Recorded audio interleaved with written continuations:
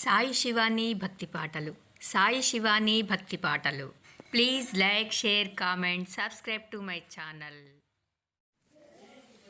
ఓం శ్రీ మహాగణాధిపతయే నమః. ఓం శ్రీ గురుభ్యో నమః. ఓం శ్రీ మాత్రే నమః. దేవి భాగవతంలో ఈరోజు బాష్కల దుర్ముఖ సంహారం గురించి తెలుసుకుందాం. ఈ ప్రసంగానికి మహిషాసురుడు అవుననలేదు, కాదనలేదు. అయినా బాష్కల దుర్ముఖులిద్దరూ ఆయుధాలు ధరించి సేనా సమేతులే బయలుదేరారు. దేవి ఉన్న చోటికి చేరుకున్నారు. బొంగురు గొంతులతో బిగ్గరగా మాట్లాడారు. దేవి, సకల దేవతలను జయించిన మహిషాసురుడు మహానుభావుడు, సర్వ దైత్యాధిపతి. అతడిని నువ్వు వరించు. సర్వలక్షణ సంపన్నమైన మానవ రూపం ధరించి నిన్ను ఆనందింపజేస్తాడు. బంగారు ఆభరణాలు ధరించి విలువైన వస్త్రాలు కట్టుకుని రహస్యంగా నిన్ను సమీపిస్తాడు. ఓ శుచిస్మిత, ముల్లోకాలకు మహారాణివై భోగాలు అనుభవించు, సంసార సుఖాలు అనుభవించు. మీ ఆడవాళ్లు కోరుకునేది అదే కదా అంటూ వంకరగా నవ్వారు. అమ్మవారికి ఈ బుద్ధిహీనుల మీద జాలి వేసింది. మెల్లగా బదులు పలికింది. మూర్ఖులారా, ఎన్నిసార్లు చెప్పినా అర్థం చేసుకోరేమిటి? మహిషాసురుణ్ణి చంపడానికి వచ్చాను నేను వాడిని వరించడం ఏమిటి? ఏ స్త్రీ అయినా తనకంటే గొప్పవాడిని పతిగా కోరుకుంటుంది. ఎంత కామాతురి అయినా ఒక పశువును భర్తగా స్వీకరించదు. పశువులలోకెల్లా అధమాధమం మహిషం. ఒక దేవరూపిణి ఒక దున్నపోతును వరించడమా? పొండి, వెంటనే వెళ్ళి మీ ప్రభువుకి చెప్పండి. యుద్ధానికైనా రమ్మనండి, పాతాళానికైనా పొమ్మనండి. యుద్ధమే జరిగితే దేవేంద్రుడు లాభం పొందినట్టే. మహిషాసురుణ్ణి చంపిగాని నేను తిరిగి వెళ్ళను. నా నుంచి తప్పించుకునే మార్గము మీకు లేదు. భూలోకంలో గాని దేవలోకంలో గాని మీకు 4 అంగుళాల వేలైనా లేదు. ఎక్కడ తప్పించుకుంటారు? ఎలా తప్పించుకుంటారు? పాతాళానికి పలాయనమా, యమలోకానికి ప్రయాణమా నిర్ణయించుకోమని మీ మూర్ఖుడికి చెప్పండి. పోండి అని గట్టిగా హుంకరించింది. బాష్కల దుర్ముఖులు అద్దిరిపడ్డారు. అయినా గుండెలు చిక్కపట్టుకున్నారు. ధనుస్సులు ఎక్కుపెట్టారు. బాణవృష్టి కురిపించారు. మహాదేవి జవాబుగా శరవర్షం కురిపించింది. దేవకార్య సిద్ధి కోసం ఒక మధుర ధ్వని చేసి మొదటి బాణం వేసింది. బాష్కలుడు ముందుకు వచ్చి యుద్ధం సాగించాడు. దుర్ముఖుడు ప్రేక్షకుడుగా నిలబడ్డాడు. అమ్మవారు ఒక మోస్తరుగా యుద్ధం చేస్తుంటే ఓసి ఇంతేనా అన్నట్లు బాష్కలుడు పేట్రైపోయాడు. గద, ఖడ్గ, పరిఘాది వివిధాయుధాలను పుంఖానుపుంఖంగా ప్రయోగించాడు. యుద్ధ దుర్మధుడు వీడు అని మహాదేవి గ్రహించింది. క్రుద్ధురాలయ్యింది. 5 తీవ్ర విశిఖాలను ఒకేసారి సంధించి విడిచిపెట్టింది. వాడు 10 బాణాలతో వాటిని ఖండించి మరో 10 బాణాలు సింహవాహన మీదకి విడిచిపెట్టాడు. అమ్మవారు 10 బాణాలతో వాటిని ఖండించి అర్ధచంద్రాకార బాణంతో వాడి ధనస్సును విరగ్గొట్టింది. వెంటనే బాష్కలుడు గదను ధరించి రివ్వున తిప్పుతూ అమ్మవారి వైపు లంఘించాడు. మహాదేవి తాను కూడా గదను చేపట్టి గురి చూసి విసిరింది. అది వాడి తలకు తగిలింది. మూర్ఛపోయి నేల మీద పడ్డాడు. క్షణంలో తేరుకుని గదను విసిరాడు. దానిని దారిలోనే తుత్తునియలు చేసి త్రిశూలంతో వాడి వక్షస్థలం మీద బలంగా పొడిచింది. వాడు గిలగిలా తన్నుకుంటూ ప్రాణాలు వదిలాడు. అది గమనించిన రాక్షస సేనలు కాళ్లకు బుద్ధి చెప్పాయి. దేవతలు జయజయధ్వానాలు చేశారు. మరుక్షణంలో దుర్ముఖుడు సిద్ధమయ్యాడు. వాడి కళ్ళు చింత నిప్పుల్లాగా ఎరిపెక్కాయి. అబలా, నిలు అంటూ రథం మీద తరలివచ్చాడు. కవచం ధరించి వచ్చాడు. వాణ్ణి చూస్తూనే జగన్మాత శంఖం పూరించింది. దుర్ముఖుడి కోపాన్ని మరింత రెచ్చగొడుతూ ధనుష్టంకారం చేసింది. ఒకరిపై ఒకరు శరవర్షం కురిపించారు. ముసల, తోమర, శక్తి, ప్రభృతి మహాయుధాలను ప్రయోగించారు. యుద్ధం తీవ్రరూపం ధరించింది. రాక్షస వీరుల రక్తం రణరంగంలో ప్రవాహాలు కట్టింది. శిరస్సులు ఆ రక్త నదులలో తేలి ఆడుతున్నాయి. అవి యమకింకరులు తమ బిడ్డలకు ఈత నేర్పే తుంబీ ఫలాల్లాగా ఉన్నాయి. ఆ అనుపకాయ బుర్రలు. యథా సంతరణార్థాయ యమకింకర నాయకైః తుంబీ ఫలాని నీతాని నవశిక్షాపరైర్ముదా. రణరంగం భీభత్సంగా మారిపోయింది. పరమ దుర్గమంగా ఉంది. మృత కళేబారాలు, వాటిని పీకు తింటున్న నక్కలు, తోడేళ్లు, కుక్కలు, కాకులు, గ్రద్దలు, డేగలు, మాంసఖండాలను తన్నుకుపోతున్నాయి. భరింపరాని దుర్గంధం. దుర్ముఖుడికి కాలం మూడింది. కత్తి దూసి నిలబడ్డాడు.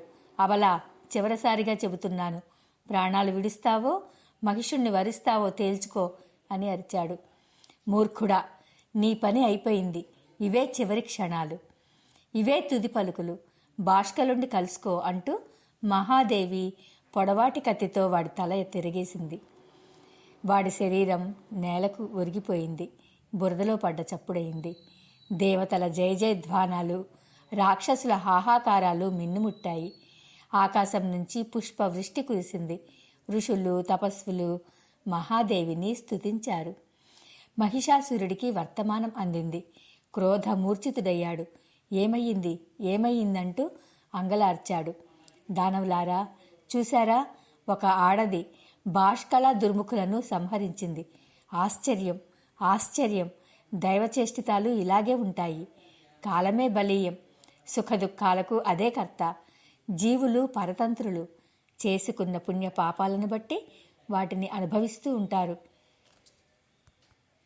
కాలో హి బలవాన్ కర్త సతతం సుఖ దుఃఖయో నరాణాం పరతంత్రాణాం పుణ్యపాపానుయోగతః.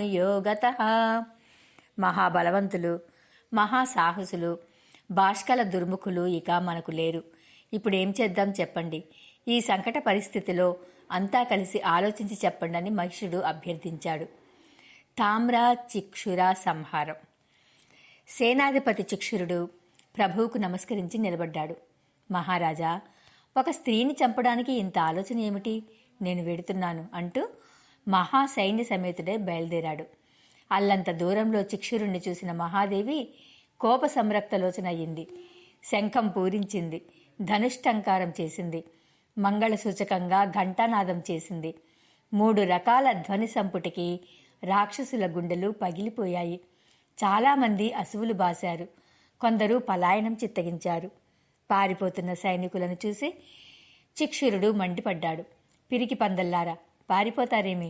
నిలవండి, నిలవండి. మీ భయాన్ని క్షణంలో పోగొడతాను. మదగర్వంతో విర్రవీగుతున్న ఈ బాలను ఇప్పుడే, ఈ నిమిషంలోనే సంహరిస్తాను. మీరు చూస్తూ నిలబడండి చాలు. యుద్ధం చేయనక్కర్లేదు. నిలబడండి అంటూ ఉత్సాహపరిచి ధైర్యం చెప్పి నిలువరించాడు. తాళవృక్షం లాంటి ధనస్సుని ఎక్కుపెట్టి మహాదేవి ముందు నిలబడ్డాడు. సగర్వంగా, ధిక్కారంగా వీరాలాపాలు పలికాడు. విశాలాక్షి, ఎందుకు ఊరికే గర్జిస్తున్నావు? నీ గర్జనలకి భయపడేందుకు మేమేమీ మానవులం కాదు, దానవులం. నేను అస్సలు భయపడను. దానవ సేనాపతిని. నీ చేష్టలు, నీ మాటలు అన్నీ తెలుసుకున్నాను. ఈపాటికే నిన్ను సంహరించి ఉందును. స్త్రీవధ అపకీర్తి అని, నింద్యమని ఆలోచించి రవ్వంత ఉపేక్షిస్తున్నాను. అదే కాక నీ వంటి సుందరీమణులు కటాక్షాలతో యుద్ధం చెయ్యాలి, హావభావాలతో కలహించాలి. అంతేగాని శస్త్రాస్త్రాలతోనా? ఇదెక్కడా నేనెరగను.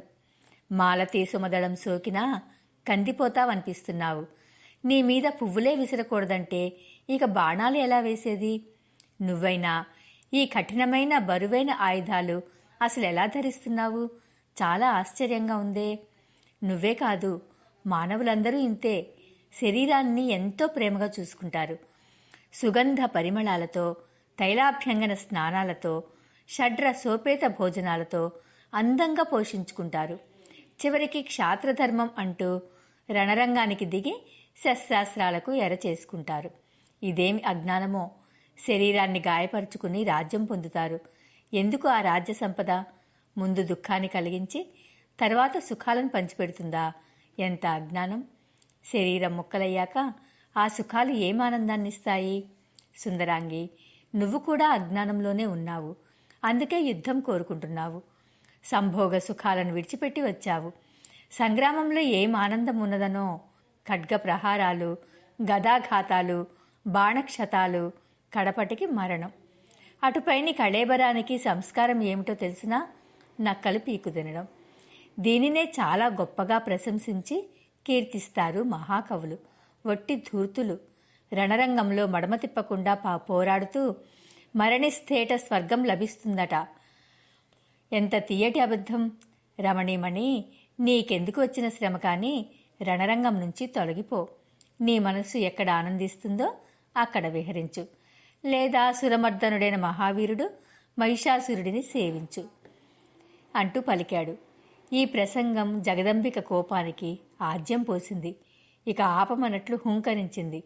ఓరీ చిక్షురా, మహాపండితుడిలాగా బుద్ధిమంతుడిలాగా ప్రసంగం చేస్తున్నావే, అసత్యాలాపి. నీకో నీతి శాస్త్రం తెలుసా? తర్కం చదివావా? పెద్దలను సేవించావా? ధర్మం పట్ల గౌరవం ఉందా? మూర్ఖులను మెచ్చుకుంటూ మూర్ఖులతో మెప్పులు పొందుతూ కాలం గడిపిన మహామూర్ఖుడివి నువ్వు. నీతులు మాట్లాడతావేమిటి?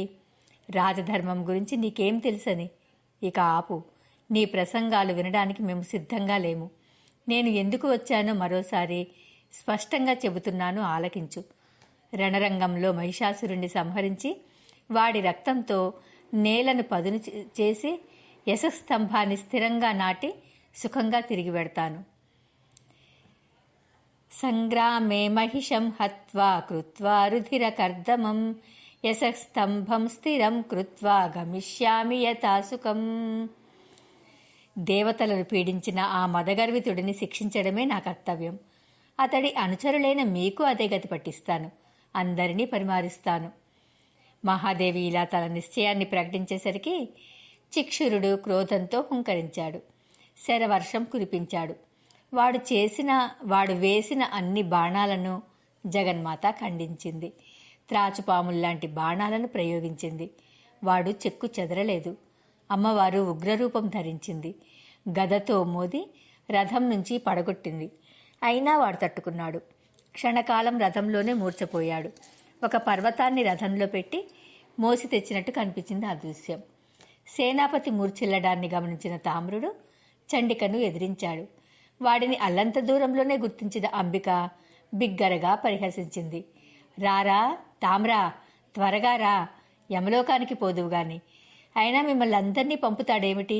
మీ మహారాజేమయ్యాడు? పిరికి పంద, ఇంటిలో దాక్కున్నాడా? ప్రాణాలు దక్కించుకోవడానికి ఏమైనా ప్రయత్నాలు చేస్తున్నాడా? మిమ్మల్ని చంపి ఏం లాభం? మీరంతా అల్పాయుష్కులు, అల్పశౌర్యులును. నాకు శ్రమదండుగా మహిషుణ్ణి రమ్మనండి. మీరంతా ఇళ్లకు పొండి. మీ ప్రభువును పంపండి. ఆ బుద్ధిహీనుడు కూడా ఒకసారి నన్ను చూస్తాడు. ఎలా ఉన్నానో ఏమిటో గ్రహిస్తాడు. పొండి, మీరు వెళ్ళి వాడిని పంపండి అని గర్జిస్తూ దిక్కులు పగిలేలాగా పరిహసించింది. తామ్రుడు క్రోధతామ్రుడయ్యాడు. కళ్లే కాదు, క్రోధంతో శరీరమంతా ఎర్రబడింది. ధనుష్టంకారం చేశాడు. తన ధనుర్విద్యా కౌశలం అంతా చూపించాడు. వందలు వేలుగా బాణాలు కురిపించాడు. కానీ ఒక్కటంటే ఒక్కటి అమ్మవారి దరిదాపులనైనా చేరలేకపోయింది. అన్నింటినీ మధ్యలోనే అవలీలగా తుంచివేసింది. ఇంతలోకి చిక్షురుడు మూర్ఛ తేరాడు. ధనుస్సు అందుకున్నాడు. ఇప్పుడు ఇద్దరు మహావీరులు ఒకేసారి బాణాలు కురిపించారు. జగదంబికకు ఉత్సాహం మారాకు తొడిగింది. ఇద్దరి బాణాలకు సమాధానం చెప్పడంతో పాటు రాక్షస సైన్యాన్ని క్షణంలో తుడిచిపెట్టేసింది. తామ్ర చిక్షుర శరీరాల నిండా బాణాలే. రక్తం ఓడుతున్నారు. పుష్పించిన కింసుక వృక్షాల్లా భాసించారు. దేవతలు మహర్షులు ఆశ్చర్యంగా నిలబడి చూస్తున్నారు. తామ్రుడు ఓపిక అంతా కూడా తీసుకుని తన మహాగదతో అమ్మవారి సింహాన్ని శిరస్సు మీద కొట్టాడు. విజయ గర్వంతో వికటాట్టహాసం చేసి గంతులు వేశాడు. సింహానికి కళ్ళు ఎర్రబడ్డాయి. బాధతో మూలిగింది. అమ్మవారికి పట్టరాని కోపం వచ్చింది. తళతళలాడుతున్న దీర్ఘాసిని దూసి రెప్పపాటు కాలంలో తామ్రుడి శిరస్సును నేలకూల్చింది. వాడి మొండెం క్షణకాలం అలాగే గంతులు వేస్తూ బొంగరంలా గిరగిరా తిరిగి ఒక్కసారిగా ఎగిరిపడింది. దభీమన్న శబ్దం దిగ్దిగంతాలకు వ్యాపించింది. కొండలు కోనలు మార్మోగాయి. చిక్షురుడు ఒళ్ళు తెలియని ఆవేశంతో కేకలు వేస్తూ కత్తి దూసి అమ్మవారి వైపు పరుగు పరుగున వస్తున్నాడు. మహాదేవి ఒకేసారి 5 బాణాలు సంధించి విడిచిపెట్టింది. ఒక బాణం వెళ్లి వాడి ఖడ్గాన్ని ఎగరేసుకుపోయింది. దాని వెనకనే మరో శరం వెళ్లి చేతిని తన్నుకుపోయింది. తక్కిన 3 బాణాలు ఒకేసారి వాడి శిరస్సును తుంచుకుపోయాయి. శిరస్సు లేని ముండం మరొక క్షణం పాటు పరుగు సాగించి ముందుకి ఒరిగిపోయింది. అమరుల జయ జయధ్వానాలు, మహర్షుల మంగళాశీస్సులు గంధర్వుల జయగీతికలు ఒక్కసారిగా దశ దిశలకు వ్యాపించాయి. హతశేషులైన రాక్షస వీరులు హాహాకారాలు చేస్తూ పరుగులు తీశారు. బిడాల అసిలోమ సంహారం. మహిషాసురుడు మండిపడ్డాడు. అసిలోమ బిడాలాఖ్యులనందరినీ ఒకేసారి దండెత్తి వెళ్ళమన్నాడు. మూల బలం తప్ప తక్కిన సైన్యాన్ని అంతటినీ తీసుకుని దండనాయకులందరూ ఒకేసారి బయలుదేరారు. సింహ వాహనం మీద సిద్ధంగా కూర్చున్న మహాదేవిని చూశారు. ఖడ్గ కేటకాది శస్త్రాలను ధరించి అష్టాదశ భుజాలతో వెలిగిపోతుంది. అసిలోముడు ఒక్కడుగు ముందుకు వేసి చిరునవ్వులు చిందిస్తూ వినయంగా శాంతంగా అమ్మవారిని అడిగాడు. సుందరి, నిజం చెప్పు. నువ్వు ఎవరివి? ఎందుకు వచ్చావు? మేము నీకు ఏం అపరాధం చేశాం? ఎందుకని మమ్మల్ని సంహరిస్తున్నావు? కారణం చెప్పు. మా పొరపాటు ఉంటే సరిదిద్దుకుంటాం, సంధి కుదుర్చుకుందాం. బంగారము, మణులు, రత్నాలు ఏవి ఎన్నెన్ని కావాలంటే అన్నీ ఇస్తాం. స్వీకరించి వెళ్ళిపో. ఈ పోరాటాలు, ఈ చంపుకోవడాలు ఎందుకు చెప్పు? యుద్ధం సర్వసుఖాలను అపహరిస్తుందని పెద్దలు చెబుతున్నారు. అందున నువ్వు పరమ సుకుమారివి. పూల తాకిడినే తట్టుకోగలవు. శరాఘాతాలను ఎలా సహిస్తున్నావు? పూల తాకిడినే తట్టుకోలేవు, శరాఘాతాలను ఎలా సహిస్తున్నావు? చాలా ఆశ్చర్యంగా ఉంది సుమా. యుద్ధం చేసే చాతుర్యం నీకు ఉంది, ఒప్పుకుంటున్నాను. కానీ మనకున్న చాతుర్యాలు శాంతికి సుఖాలకి ఉపయోగపడాలి, కానీ కయ్యాలకు కడగండ్లకు తారితీయకూడదు కదా. చాతుర్యస్య ఫలం శాంతి సతతం సుఖ సేవనం తత్కిమజ్జం దుఃఖహేతుం సంగ్రామం కర్తుమిచ్చసి. ఈ ప్రపంచంలో ఎవరైనా సరే సుఖాలను వరిస్తారు, దుఃఖాలను తిరస్కరిస్తారు. నాకు తెలిసినంతవరకు సుఖం అనేది 2 రకాలు, నిత్యము, అనిత్యము. ఆత్మజ్ఞానం నిత్య సుఖం, అది శాశ్వతం. భోగానుభవం అనిత్య సుఖం, ఇది వినాశోన్ముఖం. అందుచేత అనిత్యం, అశాశ్వతం. ఇటువంటి సుఖం పరిత్యాజ్యమని వేదశాస్త్రాలు ఘోషిస్తున్నాయి.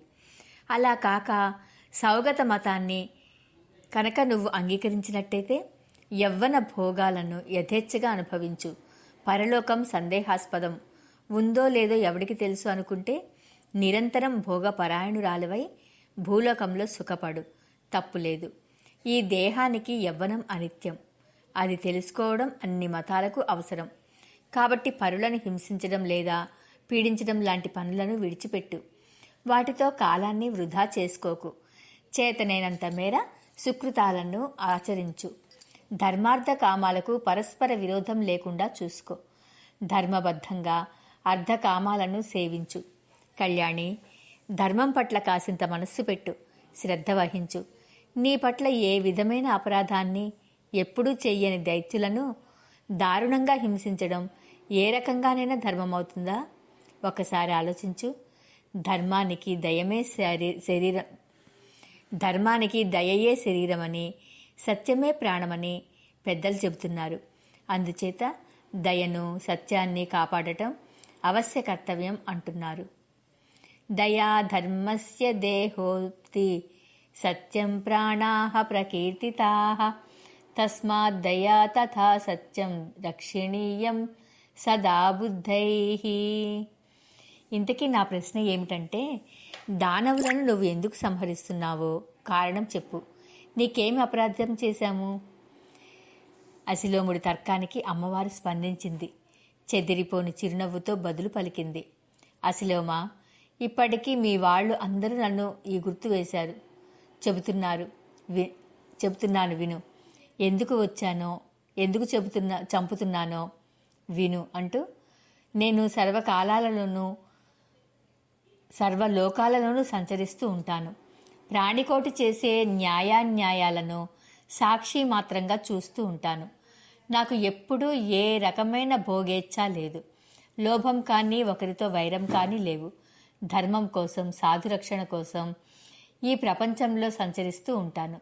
ఇది నా వ్రతం. దీన్ని నిరంతరం పాలిస్తూ ఉంటాను. వేదాలను, సాధువులను రక్షించాలంటే అధర్మాలను, అసాధువులను సంహరించాలి. ఇందుకోసం ఎన్నో అవతారాలు ధరించాలి. ప్రతి యుగంలోనూ ధరిస్తూనే ఉన్నాను. మీ మహిషుడు దురాచారుడు, దేవతలను హింసించాడు, సంహరించాడు. ఇది తెలుసుకున్నాను. అతడిని సంహరించడం కోసం ఇప్పుడు ఈ అవతారం ధరించి వచ్చాను. ఆ దుష్టుణ్ణి, సురశత్రువుని సంహరించి తీరుతాను. నిజం చెప్పాను. ఇక నీ ఇష్టం. నిలబడతావో, కలబడతావో, పరుగెడతావో తేల్చుకో. నీ ప్రభువుకి చెప్పు. వాళ్ళని వీళ్ళని యుద్ధానికి పంపిస్తాడెందుకు? స్వయంగా రమ్మను, యుద్ధం చెయ్యమను. సంధి చేసుకోదలిస్తే దేవతలతో వైరం విడిచిపెట్టి మీరంతా శాశ్వతంగా పాతాళానికి తరలిపోండి. ఇంతవరకు దేవతలను జయించి ఏ ద్రవ్యాలను హరించారో అవన్నీ బుద్ధిగా తిరిగి ఇచ్చి మరీ పొండి. పాతాళంలో ప్రహ్లాదుడు ఉన్నాడుగా, అతడితో కలిసి సుఖంగా జీవించండి. జగదంబిక చేసిన ఈ ప్రతిపాదనను అసిలోముడు శ్రద్ధగా వినయంగా ఆలకించాడు. తన సహచరుడు బిడాలుడితో చర్చించాడు. సంధి విగ్రహాలలో ఏది ఇప్పుడు మన కర్తవ్యం? సలహా చెప్పు అన్నాడు. బిడాలుడు క్షణకాలం ఆలోచించి,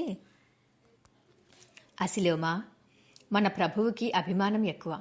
ఈ యుద్ధంలో మరణిస్తానని అతనికి తెలుసు. అయినా సంధికి ఇష్టపడడు. చిక్షురుడితో సహా ఇంతమంది చనిపోయారు. మళ్ళీ మనల్ని యుద్ధానికి పంపించాడు. సంధిని కోరుకునేవాడైతే ఇలా చేస్తాడా? దైవాన్ని ఎవడూ తప్పించుకోలేడు. అదీ కాక మనం సేవకులం. ప్రభువు ఏది ఆజ్ఞాపిస్తే అది చేయడం మన ధర్మం. సొంత ఆలోచనలు కానీ మానాభిమానాలు కానీ మనకు పనికిరావు. సూత్రధారుడు ఆడించినట్టల్లా తోలుబొమ్మలు ఆడవలసిందే కదా. సేవావృత్తి కడుంగడు దుస్సాధ్యం సుమా.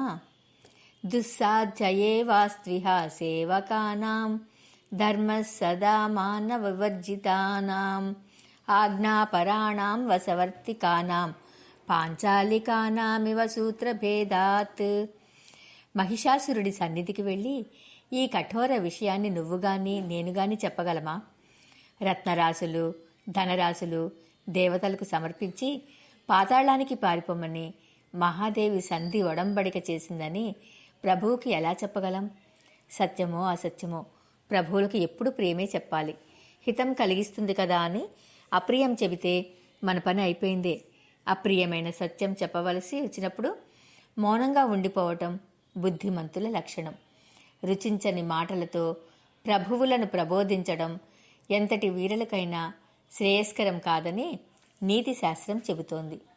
హితం పలకడానికి గాని, మీ నిర్ణయం ఏమిటని అడగడానికి గాని మనంతట మనం ప్రభు సన్నిధికి వెళ్ళనేకూడదుట.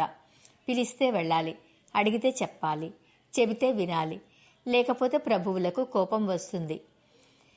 నమానం తత్ర గంతవ్యం హితం నాక వక్తుమాదరాత్ ప్రష్టుం వాపి గతే రాజా కోపయుక్తో మహా భవిష్యతి. ప్రాణాలను తృణప్రాయంగా భావించి మరణానికైనా సిద్ధపడి స్వామి కార్యాన్ని నెరవేర్చడం ఒక్కటే సేవకుల కర్తవ్యం. రాజనీతి ఇంతే చెబుతోంది అన్నాడు బిడాలుడు. ఇద్దరూ ధనుర్బాణాలను ధరించి యుద్ధానికి సన్నద్ధమయ్యారు. ముందుగా బిడాలుడు 7 బాణాలను సంధించి మహాదేవి మీదకు విడిచిపెట్టాడు. అసిలోముడు దూరం తొలగి ప్రేక్షక పాత్ర వహించాడు. జగదంబిక ఆ బాణాలను తుత్తునియలు చేసి వజ్ర కఠోరాలైన మరో 3 బాణాలతో బిడాలుడిని గాయపరిచింది. బాధ తట్టుకోలేక బిడాలుడు కళ్ళు తిరిగి మూర్ఛపోయాడు. మరింక మూర్ఛ నుంచి తేరుకోలేదు. దైవయోగం వల్ల తేలికగా మరణించాడు. అసిలోముడు ధనుష్టంకారం చేస్తూ రథం మీద దూసుకువచ్చాడు.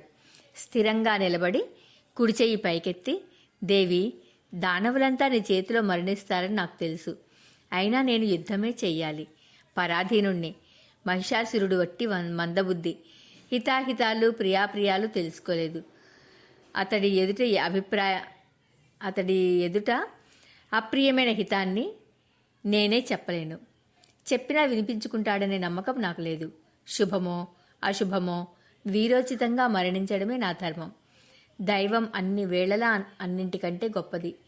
పౌరుషం నిరర్ధకం.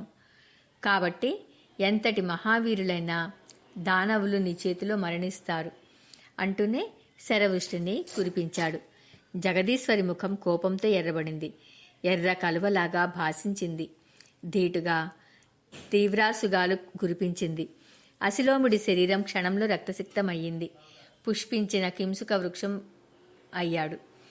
లోహమయమై 1000 మణుగుల బరువున్న మహాగదను చేతపట్టి అసిలోముడు అమ్మవారి వైపు తీసుకువెళ్ళాడు. సింహ శిరస్సును బలంగా కొట్టాడు. అది చలించలేదు. భీకరంగా గర్జించి పంజా విసిరింది. రాక్షసుడి వక్షస్థలం చీరుకుపోయింది. చేతి నుంచి గద జారిపోయింది. తూలిపడ్డవాడు గద ఆసరాగా నిలబడి బంతిలా లంఘించి సింహ శిరస్సుపై నిలబడ్డాడు. గదతో అమ్మవారిని కొట్టబోయాడు. అంతలోకి ఒక మెరుపులా ఖడ్గధార మెరిసింది. అసిలోముడి తల బంతిలా ఎగిరిపోయింది. సింహం తల విసిరింది. రాక్షసుడి కళేబరం అలంత దూరాన పడింది. కాసేపటికి దభేలమన్న శబ్దం వినబడింది. అంతా రెప్పపాటు కాలంలో జరిగిపోయింది. దేవతలు జయ జయధ్వానాలు చేశారు. జగదంబికను స్తుతించారు. కిన్నరలు ఆనంద నృత్యం చేశారు. దేవదుందుబులు మారుమ్రోగాయి. చచ్చిన రాక్షసులు చావగా మిగిలిన వారిని సింహం చీల్చిచెండాడి ఆకలి తీర్చుకుంది. రణరంగం నిశ్శేషమయ్యింది. ఎలాగో తప్పించుకు పారిపోయిన ఒకరిద్దరు విలపిస్తూ మహిషుడికి విషయమంతా వివరించారు. అసిలొమ్మ బిడాలులు నిహతులయ్యారు. మిగిలిన వారిని సింహం భక్షించేసింది. మహాప్రభు, మమ్మల్ని నువ్వే కాపాడాలి అంటూ బావురుమన్నారు. మహిషాసురుడి మనస్సు కలత చెందింది. చింతాకులితుడయ్యాడు.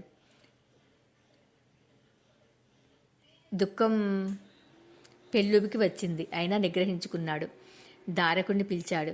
సాంగ్రామిక రథం సన్నద్ధం చేస్తామన్నాడు. 1000 గాడిదలు పూంచిన రథం అది. పతాకాధ్వజ విభూషితం, వివిధాయుధ సంపూర్ణం పరిపూర్ణం, తళతళలాడుతున్న దృఢమైన చక్రాలు. సూతుడు రథం తెచ్చి గుమ్మం ముందు నిలిపాడు. సిద్ధమని విన్నవించాడు. విన్నారు కదా ఫ్రెండ్స్, ఈరోజు జరిగిన కథ. రేపటి రోజున మహిష మహాలక్ష్మిల సంవాదం గురించి తెలుసుకుందాం. ఓం శ్రీమాత్రే నమః.